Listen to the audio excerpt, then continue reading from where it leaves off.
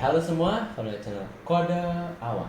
Baik, di video kali ini saya akan mengenalkan salah satu fitur yang benar-benar menarik dari Gemini API yang bernama Structured Outputs. Oke, apa sih itu Structured Outputs? Nah, Structured Outputs itu memungkinkan kita mendapatkan output terstruktur langsung dari model AI-nya. Nah, biasanya AI itu kan menghasilkan berupa teks biasa ya, atau plain text. Atau kadang jika kita prompt engineering sedikit agar dia mengembalikan JSON itu kadang rusak atau malah memberikan format-format yang nggak penting yang memang haruskan kita untuk parsing manual lagi. Nah, dengan structured outputs ini kita bisa menentukan bentuk data yang kita mau dan Gemini akan mengirimkan hasilnya dalam format yang valid dan juga siap pakai dan bisa langsung di parse seperti itu.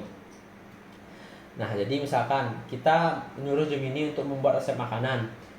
Daripada dia mengembalikan respon seperti ini, teks-teks seperti ini, kita bisa mengaturnya agar responnya itu benar-benar JSON dan kita langsung bisa parsing secara otomatis dan kita bisa langsung pakai di aplikasi kita.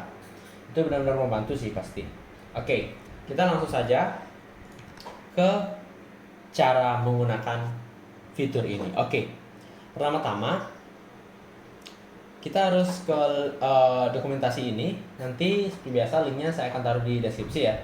Nah, untuk di tutorial kali ini saya akan menggunakan Python. Jika kalian menggunakan bahasa pemrograman yang lain bisa disesuaikan. Di sini juga ada untuk JavaScript, Go, Java, dan AppScript. Oke. Nah, untuk Python kita bisa langsung install pip package ini ya. Namanya Google Gen AI. Kita bisa pip install sini. Oke, ini sudah terinstall. Nah, di sini kita sudah bisa memakai yang namanya Gemini API-nya. Oke, di sini saya sudah membuat sedikit kode. Tentunya untuk menggunakan Gemini API ini kita perlu API key ya. Dan untuk membuat API key-nya, kalian bisa klik di sini, get API key di pojok kanan atas ini. Dan nantinya itu akan langsung diarahkan ke sini ya. Nah, kebetulan saya sudah membuat API di sini. API key saya sudah buat, jadi saya tinggal pakai. Untuk kalian yang belum buat, bisa buat di create API key ini. Dan ini benar-benar gratis ya, jadi tidak ada terkena biaya apapun. Karena di sini kita hanya memakai Gemini 2.5 Plus. Untuk pricingnya mungkin ada, tapi untuk rate limit yang berbeda. Kalian bisa cek di halaman ini. Bisa di sini, kalian bisa cek sendiri. Oke, kita langsung masuk. Kan tadi saya sudah copy API key-nya, paste di sini. Nah, misalkan saya punya aplikasi pembuat resep. Misalkan kita normal saja nih memakai Gemini-nya. Itu hasilnya bakal seperti ini. Kita coba kita run. Oke, berproses sedikit.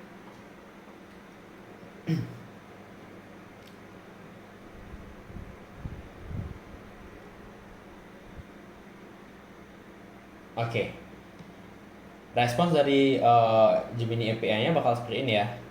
Benar-benar seperti kita memakai aplikasi webnya yang ada di web.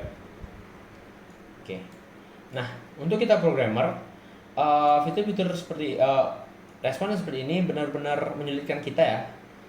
Karena kita harus memparsing manual supaya kita bisa agar terstruktur dan bisa dipakai di aplikasi kita tersendiri.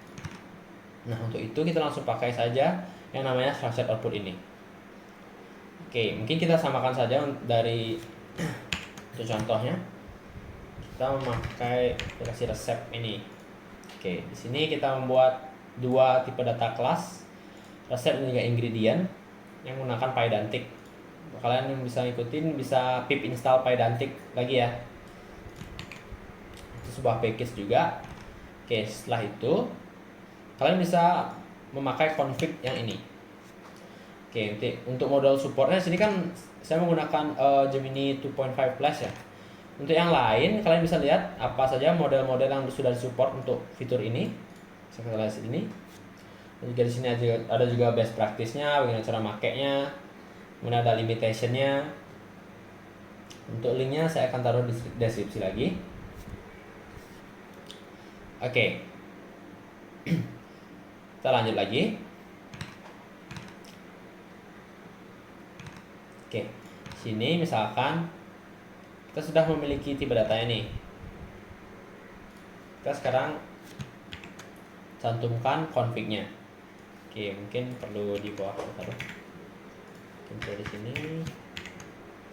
Oke, di sini kan dia underscore JSON ya. Ini sebenarnya untuk lebih gampang lagi, kalian bisa respon underscore schema saja. Jadi ini tidak perlu kalian pakai JSON-nya, kita langsung pakai schemanya aja. Tujuannya apa? Nantinya kita bisa melakukan hal seperti ini. Misalkan resep ini gini ya, variabel yang akan kita pakai ya. Itu tuh tipe datanya bisa langsung kita resep. Dan ini kita dapatkan dari response ini dari API-nya. Dan kita parse. Ada metode yang namanya parse. Dan kita bisa langsung menggunakannya seperti ini, guys. Maksudnya resep ya. Resep name. Kita bisa langsung menggunakannya layaknya objek ini langsung. Jadi kita bisa misalkan kita print resep name-nya aja dulu ya. Kita run. Oke, jika ada hal yang masih belum jelas, bisa tanyakan di kolom komentar ya. Oke, di sini sudah di print ya, namanya tuh pancake sederhana. Oke, itu hanya resep name-nya aja. Gimana kalau kita print semuanya?